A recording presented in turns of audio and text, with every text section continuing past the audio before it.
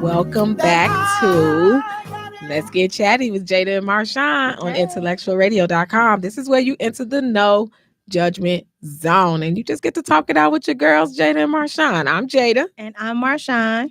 Let's get chatty. So we have talked about a couple different things today already on tonight's show. However, this is what I call, and Marshawn was like, what do you mean? This is what I call the spicy topic. So just add a little spice, just a little bit to the conversation to kind of get you thinking and maybe rock the boat a little bit, but not shift the whole thing over. We don't want no Titanic on you, but we definitely do want to get you thinking.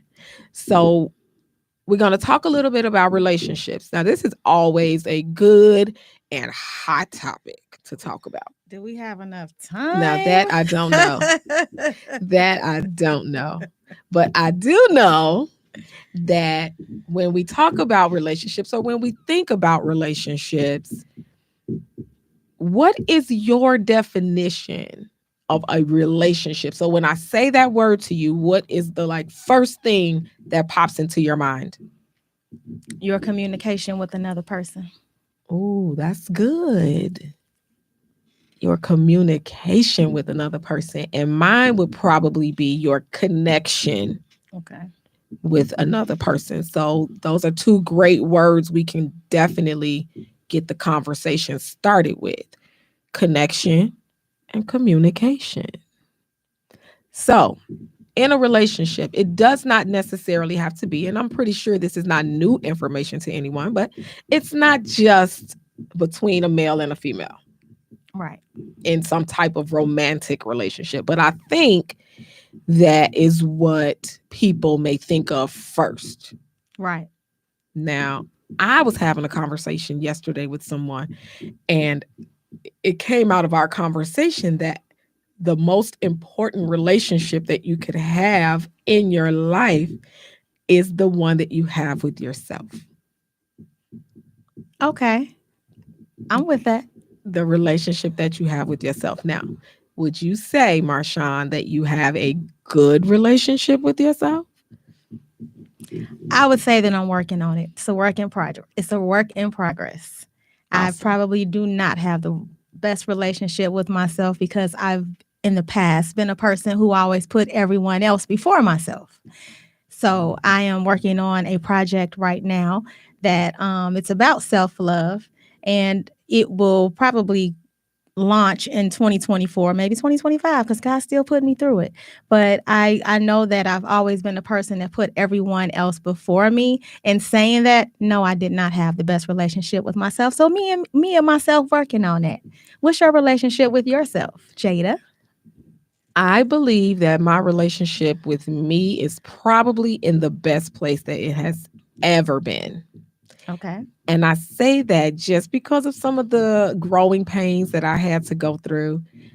So this past week, as some may know and others may not, God blessed me to start my 47th trip around the sun.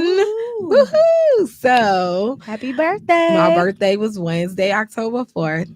Birthdays now are just another opportunity for me to just express thanks and really show myself how much I love myself. So somewhere around turning 40, I realized I could no longer please everyone. I could no longer try to please everyone. And that's probably something that I had tried to do as early as I thought I could. Then somewhere around 45, I said, it's about me. It's about me. I had to get to a place where I was taking care of myself and where I was feeling good about who I was, because then I was able to give that type of energy off. So how we're feeling is just someone with self-love, right? Thank you, Twyla. How I'm feeling about myself and what I put out there about myself is what I usually, and as of lately, have been getting back. So this is probably right now the best relationship connection to self that I have ever had. Dang, and I would say it was 50 for me. It was 50 for me. It was like so many things transpired in my life where I had to actually sit and look in the mirror at myself and like, girl, what have you been doing?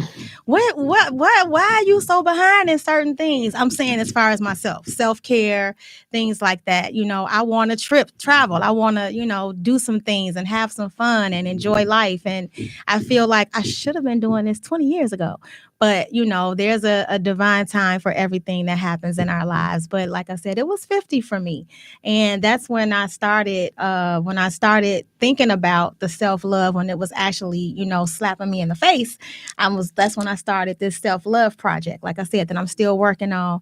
And I can't wait until, I launch it, because there's so much data and information and people and relationships that I'm, documenting at this point, that when it does come out, I hope to help a lot of people who were in the same predicaments, because in our generation, mostly I can't say slavery time, but back in the day, a lot of families were raised by women, and the women were selfless in the sense that they took care of the man, they took care of the kids, and never took care of themselves, and the men worked so hard to provide for the house, they probably didn't really get to pamper her, because they were working 2 and 3 jobs while she raised the kids and did all of that. Not 100% of the families, but I'm just saying that's the way it was told to us, that it, went down back then. So, and I think we have to make sure that we don't send the wrong message, right? We want everyone to understand that self-care is not just about women. We're going to talk about women because we are women. Right.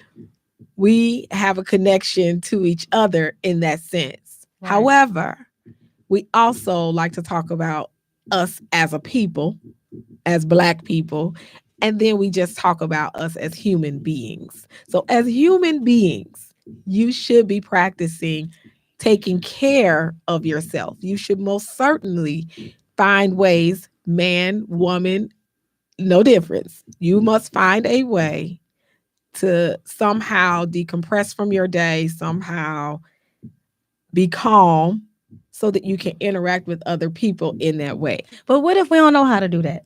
What if we don't know how to do that? Because my friend check me on that all the time. A couple of my friends check me out. And you have too. Like, I don't know how to be by myself. I've had kids for 31, 32 years.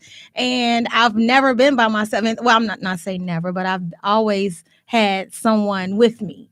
And it's like, what if you've been so disconnected with yourself and you don't know how to grab self-care, grab time for yourself?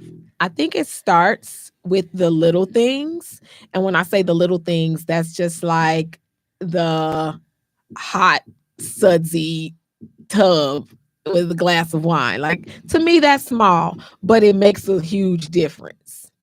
So start small. So do you schedule that time? So when do you pick when you're going to do that? You could schedule that time. I'm not saying that you have to. Some people are more spontaneous than others. So if you have a little spark of spontaneity in you and you know how to just drop things and run, then most definitely. But if you don't, and your life is a little bit more scheduled than that, then what you might want to do is make sure that you do schedule that time. That's going to be very important. Whether I'm busy 7 days a week. And you're too busy for self. And now we doing this on Sunday, so when I'm gonna have time. You're too busy for self. I'm just saying, I'm learning. And I'm take trying to get an hour. Take an hour to schedule time with yourself. Okay. Yeah, self-care is so essential. Okay. Monique, my sister, she said, yes, self-care is so essential to your mind, body, and soul. Absolutely. So you have to schedule that time. Don't, just like you are not going to miss an appointment. You're not going to miss showing up for work. You're not going to disregard those other things. So don't disregard yourself. Okay. Schedule that time. Make that time. Now, if you are brave. Some of us can go out to dinner alone. I don't know.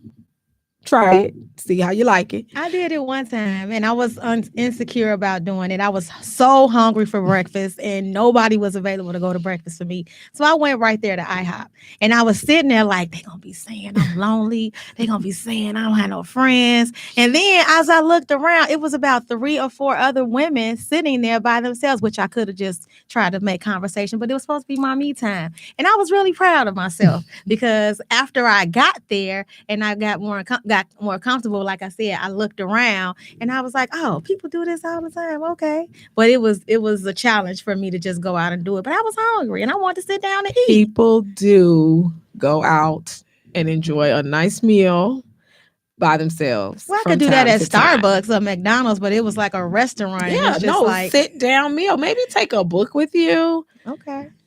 I mean, try something, right? But it needs to be relaxing. And I'm not suggesting that you try it and make yourself super uncomfortable or anxious about it, Right. but it has to be something that's relaxing. So if you're not quite there yet, ready to go out and experience the outside by yourself, then you do something at home for yourself. Make yourself a nice meal and sit at the table and enjoy it. Make yourself a nice bath and just enjoy it. Whatever you're doing, enjoy it. That's the key. Okay. I was just speaking for those who may have had those questions. She wasn't speaking for herself, No, but that's I'm past fine. that now. So whatever it is that you're doing for self, enjoy it. Don't be uptight about it or don't be nervous or anxious about it. It's self-care. Now, I'm not saying go out there and spend unnecessary money because some people like to just go shopping. I think that's more indulgence than self care. But whatever you're doing, it shouldn't take a lot out of you. It shouldn't take a lot out of your pockets either. It does not have to be something that costs you anything. It's just about the amount of time that you're taking to sort of just be into your own thoughts. Journaling is super helpful and therapeutic. We talked a little bit about that last week's show. But just finding those things that you can do that don't take up too much time or money. Now, I know some people that have taken it to a whole nother level and they travel alone. Now I don't know if I could do that. I don't know I if I don't know could if do I that could do either. that. But I mean, you all share out. Let me know what you Right. all do Because to what you make that do, happen, because this is a very important relationship that we're talking about. And this is the relationship that you have with hey, yourself. Jessica, hey, Miss Hartman. So Yeah, so I would love to be interested in that as well. Even to me, traveling, like I see a lot of people now, like my goddaughter just turning 13 this coming week, and her parents are taking her on a 9-day cruise. I'm like, what? So my thing is, what do you do as far as, I guess because I'm new to traveling. Like I said, I've come into myself since I turned 50. But like, what do you do that many days where the kids don't get bored when you bring the kids? Because with adults, you can kind of, figure out some things. But when you have the kids with you, what do you do in that long time frame to, when you're traveling with the kids and even by yourself? Like, do you have to be an extrovert and like just go socialize with everybody, or what if you're an introvert? But how chime in and tell us what you would do, or those that have traveled on their own by themselves, and what do you do to entertain yourself? So I definitely would like to know the answers that people have to that question. Me personally, traveling, after about 3 days, I'm over wherever I am. I just, after about 3 days, 3 days is my max. Not me. So, and in those 3 days, I do want to make sure that I'm doing something for me, or if it's a trip with the families, there has to be some type of something for the children, Right. something, so you kind of have to balance that out. Intellectual radio. You chat.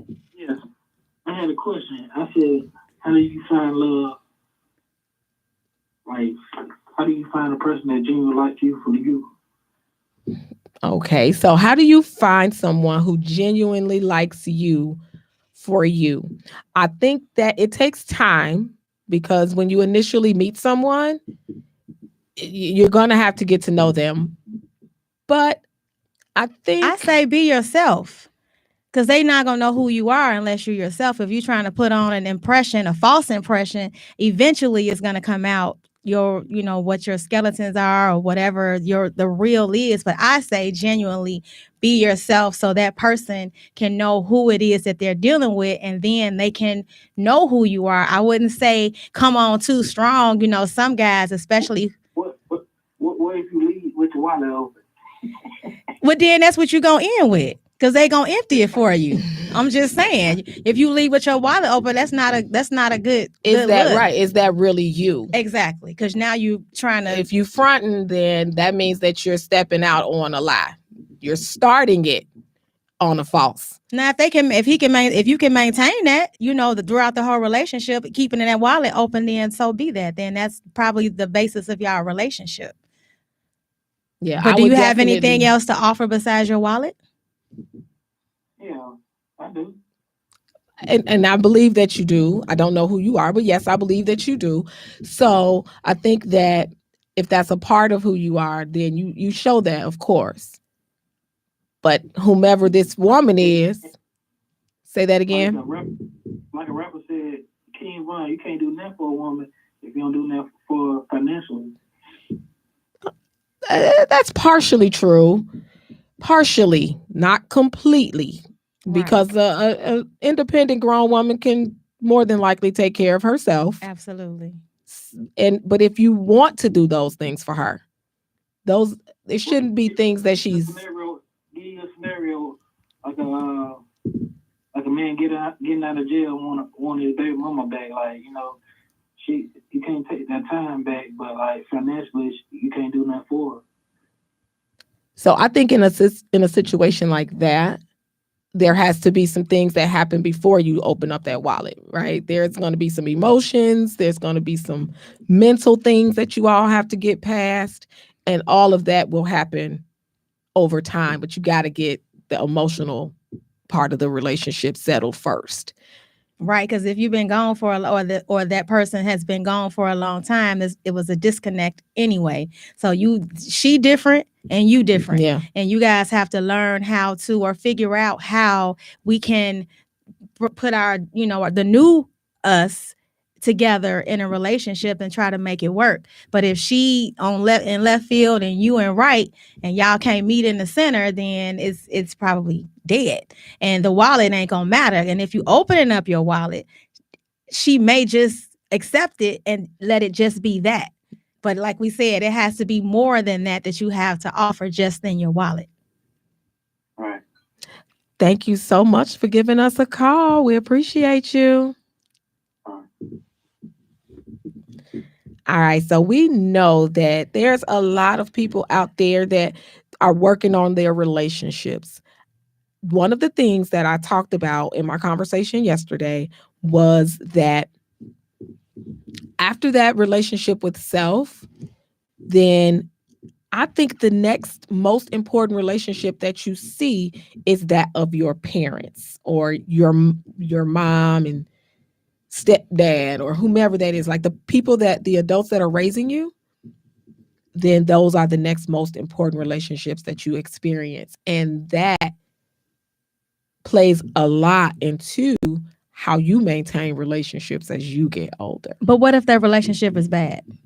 Then that plays a lot into how you maintain your relationship. So I think that these are the things that we have to look at as we get older. And what relationship examples did I have as a child? Okay. What did I see? What was I exposed to? What was I taught? Because these are the things that shape us into the adults that we become. I agree. There's a lot of countries out there just sightseeing and trying to Oh, trying new food children will enjoy. Take our children on a vacation every year for a whole week. Wow. I want to nice. get to that, even though my children are grown. I do want to get to that. I do want Nice. to take my kids on a trip like that because we've never been on a vacation. We go out of town, but we have not vacation where we just free for all and did everything. We always had an itinerary when we went out of town. If it was a family reunion, Absolutely. a wedding, or a funeral, you have an itinerary. So, let's get to more So, about relationships. yeah, so we had this really good question that we wanted to pose, not just to each other, but to you all as well. So we kind of have this idea of relationships, and we're realizing that it's not just between a man and a woman, but it's the connections and the communication that we share with other people. So, what then would make a relationship unhealthy or, as we have heard people say, toxic? Just So, drama for me. It mostly is drama. That's unhealthy because a relationship, whether it's with a sibling, a parent, a friend, a what a opposite sex or whatever it is, if you guys just can't see eye to eye and you can't compromise on seeing eye to eye, that's unhealthy. And it can get to the point of being toxic. And what makes that is people not willing to compromise. I attended an event last night. I was actually the MC. I was the mistress of ceremonies for an event that brought awareness to domestic violence. And I was listening to the honorees share their stories. Shout out to Lachelle Evans Beard for her organization, I Am Me, who put this event together and who honored these people. And I was listening to the different stories, and there was just this constant theme of hurt, or love doesn't have to hurt. Right. So I believe that these unhealthy or toxic type relationships are those where someone is purposely hurting. And the someone term else. hurt people, right? Absolutely. Hurt people. And it's not fair, but a lot of people, when they're hurt, they want other people to feel that hurt. And it goes back to what types of relationships were they exposed to Right. when they were young to have normalized this for them, Right. or to make them feel as though this is how the relationship needs to go. So as we work on having relationships with other people, the connection and the communication, as we do that, and as we get older doing that, I think we have to really think about what we are adding or subtracting, adding to or subtracting from this relationship that makes it a healthy, functioning relationship. Right. So I think that's something for everybody to think about, to sort of ponder on. We may touch back on it in the weeks to come, but we just kind of know that relationships are big, and we've all been in some good ones. We've all been in some bad ones, especially when we think about not just the male female dynamic, but some of our female friends. Have you heard of a relationship? That's became popular in the 2020s, I would think. Say but it I've been again. hearing a relationship. No, I've never heard of that. So if y'all know what that is, or if y'all got a definition for that, you could put it in the comments. But for what I understand, a relationship is like, we friends, right? Yes. We close friends. And it was told to me, like somebody was saying, that people think that because it's a negative thing. So you my friend, but you want me to act like you treat me like I'm your man, or you want a relationship with me like your man, like you holding me. I'm supposed to hold you accountable and things like that. And it's a negative thing. And I just I would like people to chime in and say if they agree with that. But I know that it's a negative thing. Okay. And a lot I've of never women, heard of it. I would say women have that issue more than men do. That's what's called a bromance, right? Oh, yeah. See, it's all kind of terminology out here now. A bromance. But that's a male relationship, though, Well, right? yeah. I'm I mean, saying and I think friends. that's more comedic than anything. you know. But no, I have never heard of this term and I would love to find out more. So as we continue this conversation, because it doesn't have to end here, we will definitely kind of tap into that a little bit and find out a little bit more about what that is about. But I think that as we close out this topic, just think about what it is that you are adding or subtracting. Are you the person that is making the relationship toxic? What role do you play in whether or not this is a toxic relationship? So again, we get deep sometimes, but it's things for you to think about because we eventually just want everybody to be better than when you first joined us. So that's the goal. We are definitely going to get ready to close out. We are so happy. Marshawn, how do you feel about us doing this show and having this platform? I'm very excited about it. All of the supporters that we have and the comments and the interaction that we have. We're not doing this for nothing. You know, we're not doing this because we don't have anything better to do. But eventually, like our main goal is to raise awareness about things. We want to get people opinion on things. A lot of times we may have debates on things and she may feel one way, I may feel another way. And it's always good to get another opinion. And why not, people from all walks of life to help us chime in and there's never literally like a right or wrong anyway, but just to get a better understanding. So, we can have an understanding of certain topics and things.